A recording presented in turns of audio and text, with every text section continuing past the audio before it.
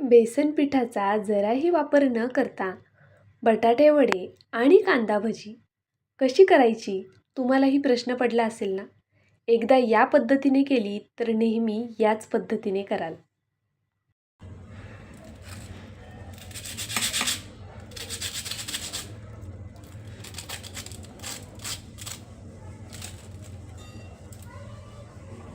वरतून असा कुरकुरीत आणि आतमध्ये अगदी चटपटीत असा हा बटाटे वडा कसा करायचा ते पाहूयात.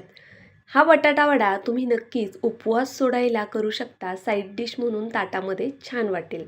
पाहुण्यांसाठी सुद्धा नक्कीच करून पहा. आदल्यामधल्या वेळेत पण करायला विसरू नका. चला रेसिपीला सुरुवात करूया. हाय हॅलो नमस्ते, मी पूजा. मी आणि बरंच काही या यूट्यूब चॅनलवर तुम्हा सगळ्यांचं अगदी मनापासून स्वागत करते. तर पहा, या रेसिपीसाठी आपल्याला सगळ्यात आधी लागणार आहेत ते बटाटे. इथे मी हे बटाटे उकडून घेतलेले आहेत. त्याचबरोबर या बटाट्यांची मी सालसुद्धा काढून घेतली आहे. आपण नेहमी जसे बटाटे शिजवून घेतो ना, अगदी त्या पद्धतीनेच हे बटाटेसुद्धा आपल्याला उकडून घ्यायचे. आता पावभाजी मॅशरनी मी हे थोडे असे मॅश करून घेणार आहे.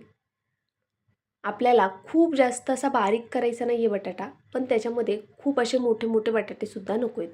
जर तुम्हाला बटाट्या वड्यांमध्ये मोठा बटाटा आवडत असेल तर तुम्ही नक्कीच त्याचे मोठे असे लम्प्स ठेवू शकता, पण मी जरा बारीकच करणार आहे. आता मॅश केलेला हा बटाटा मी साईडला ठेवून दिला. पहा, इथे एक खलबत्ता घ्यायचा, त्यामध्ये भरपूर असा लसूण घालायचा. सोबतच 3 हिरव्या मिरच्यासुद्धा आपल्याला घ्यायच्या आहेत. मी इथे 2 बटाट्यांचा वापर करणार आहे, त्यामुळे मिरच्यांचं प्रमाण कमी ठेवले. तिखट तुम्ही तुमच्या आवडीनुसार घेऊ शकता. 2 बटाट्यांसाठी ह्यात 3 मिरच्या भरपूर आहेत.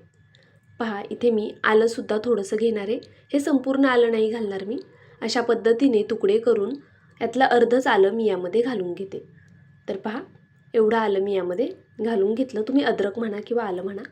आता आपण हे छान असं ठेचून घेऊया. आपल्याला हे खूप बारीक नाही करायचे, नाहीतर मग आपण मिक्सरला सुद्धा फिरवून घेतलं असतं. आपल्याला हे दरदरीत ठेवायचे बऱ्यापैकी, त्यामुळे अशा पद्धतीने मी खलबत्त्यातच हे ठेचून घेते. तर पहा, इथे मी अद्रक, लसूण आणि हिरवी मिरची छान अशी ठेचून घेतली. अगदी या पद्धतीने आपल्याला हे हवंय. आता हा ठेचा आपण साईडला ठेवून देऊया आणि लगेचच पुढची कृती तयार करून घेऊया. तुम्हाला हवं असल्यास तुम्ही त्यामध्ये धनेसुद्धा ठेचून घेऊ शकता. इथे पहा, मी तेल गरम करून घेतलेले. यामध्ये अर्धा चमचा मुगाची डाळ घातली. मुगाची डाळ थोडी तडतडली गेली की यामध्ये मोहरी घालायची. सोबतच जिरंसुद्धा घालून घ्यायचं. जिरं मोहरी छान तडतडली गेली की लगेच आपल्याला यामध्ये कढीपत्त्याची पानं घालून घ्यायची आहेत. पहा, कढीपत्तासुद्धा आपला तडतडला गेला आहे. आता आपण यामध्ये जो ठेचा करून घेतला होता ना, हिरवी मिरची, लसूण आणि अद्रक, तो ठेचा घालून घेतला. हे सर्व छान एकजीव करून घेते. बटाटा आपल्याला परतवून घ्यायचा नाही आहे, यावर फक्त फोडणी घालायची आहे. आता यामध्ये थोडीशी मी धना पावडर घालून घेणार आहे. जर तुम्ही धने ठेचून घातले असेल तर धना पावडर नाही घातली तरी चालेल. त्यानंतरनं थोडीशी हळद घातली आणि अगदी थोडं हिंग घालायचे. आता ही फोडणी जी आहे ना, ती छान मिक्स करून घेऊया आणि या बटाट्यावर घालून घेऊया. अशा पद्धतीने तुम्ही जर वडापावसाठी मसाला केलात ना, तर खूप छान होईल. यात अजूनही काही जिन्नस जाणार आहेत, ज्यामुळे आपल्या या मसाल्याची चव अधिक वाढणार आहे. त्यामुळे व्हिडिओ शेवटपर्यंत नक्की पहा.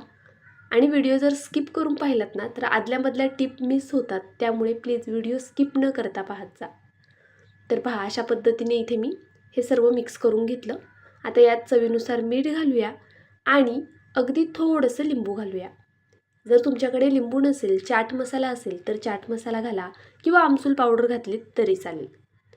आता यात कट केलेली कोथिंबीर घालते आणि हा सर्व मसाला छान असा एकजीव करून घेते.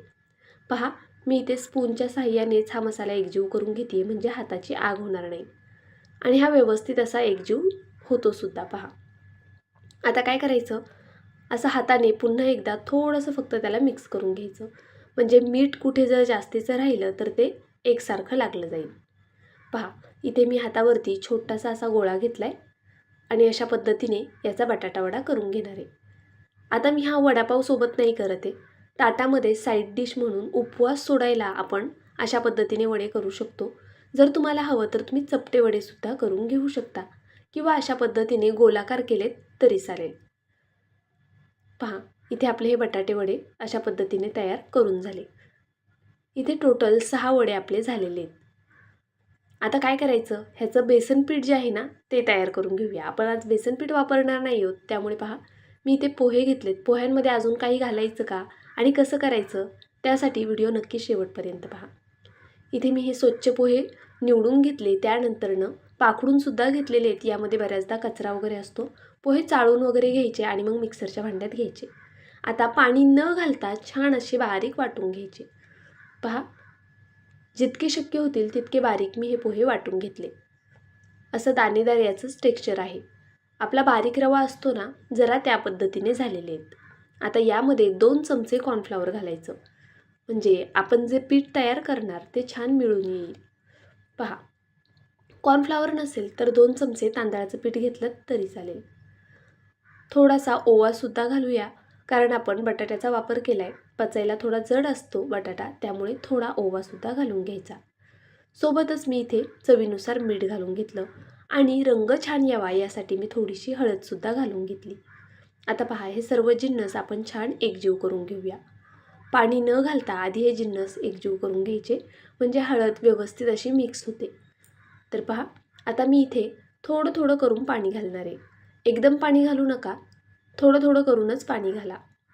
आपण यामध्ये पोह्यांचा वापर केला आहे. पोहे पाणी शोषून घेतात, त्यामुळे इथे आपल्याला जास्त प्रमाणामध्ये पाणी लागू शकतं.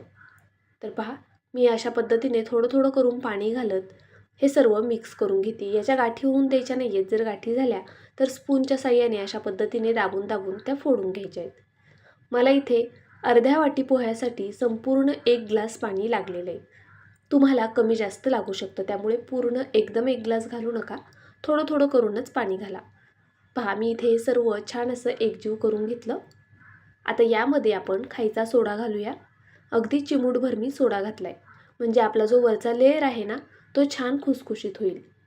पहा, सोडा घातला की पुन्हा हे सर्व छान मिक्स करून घेतलं.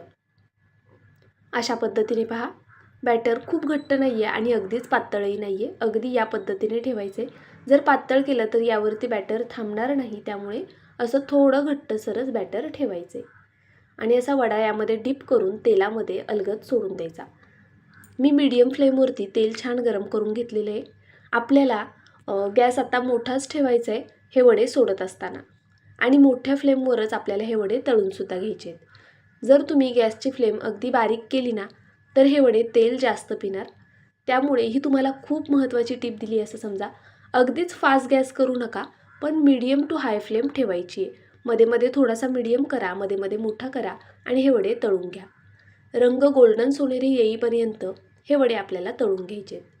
पुन्हा एकदा सांगते, गॅस बारीक ठेवू नका. जर तुम्ही थोड्या वेळासाठी जरी गॅस बारीक ठेवला तर हे वडे तेल जास्तीचं पिणार, कारण यामध्ये पोह्यांचं प्रमाण जास्त आहे. पहा, अशा पद्धतीने हे वडे आपल्याला तळून घ्यायचे. हे वडे दिसायला एवढे छान दिसतात आणि खायला तर खूप मस्त लागतात. आपल्याला ह्याचा रंग असा गोल्डन सोनेरी येईपर्यंतच हे वडे तळून घ्यायचे. खूप असा हलका रंग असताना काढू नका, नाहीतर मग ते मऊसूद राहतील. छान वरतून असा रंग आला ना की ते वरतून असे क्रिस्पी कुरकुरीत होतील. तर चला, आता अशाच पद्धतीने उरलेले 3 वडेसुद्धा मी तळून घेतलेले आहेत. पहा, इथे मी सगळे वडे काढून घेतले.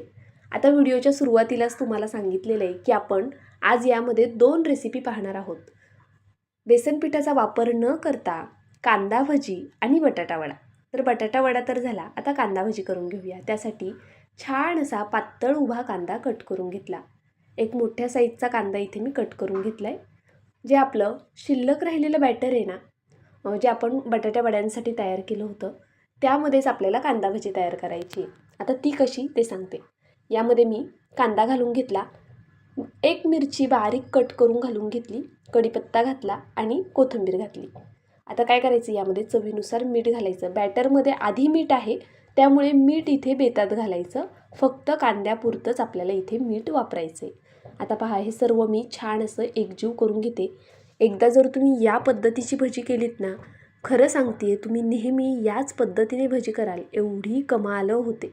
खूप कुरकुरीत क्रंची अशी होते. मी पुढे तिचासुद्धा तुम्हाला आवाज ऐकवणारच आहे.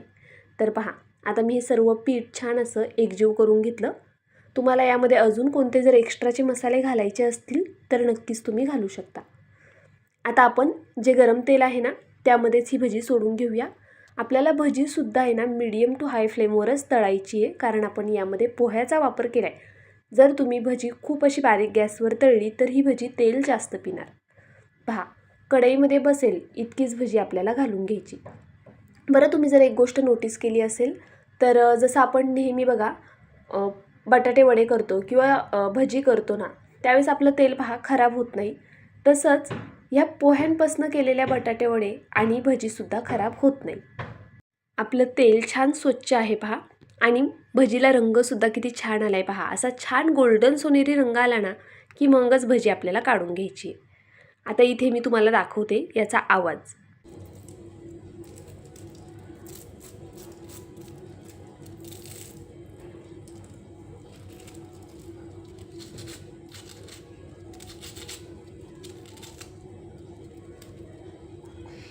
पहा, बेसन पिठाचा जराही वापर न करता किती छान भजी आणि हे बटाटे वडे तयार झालेले आहेत. आतमध्ये जी भाजी आहे ना ती सुद्धा अतिशय चटपटीत अशी तयार झाली आहे. यामध्ये थोडासा लिंबू घातल्यामुळे भाजी खरंच खायला खूप जास्त छान लागते. तुम्हाला ही रेसिपी थोडी जरी आवडली असेल तर प्लीज व्हिडिओला एक लाईक करायला विसरू नका. मित्रमैत्रिणींमध्ये शेअरसुद्धा करा. रेसिपी करून पहा, केल्यानंतर मला कमेंट करून कळवा तुम्हाला व्हिडिओ आवडला की नाही आवडला, रेसिपी कशी झाली ते सुद्धा सांगा. उद्या भेटूया अशाच एका छानशा रेसिपीसोबत. तोपर्यंत bye. Thank you so much for watching.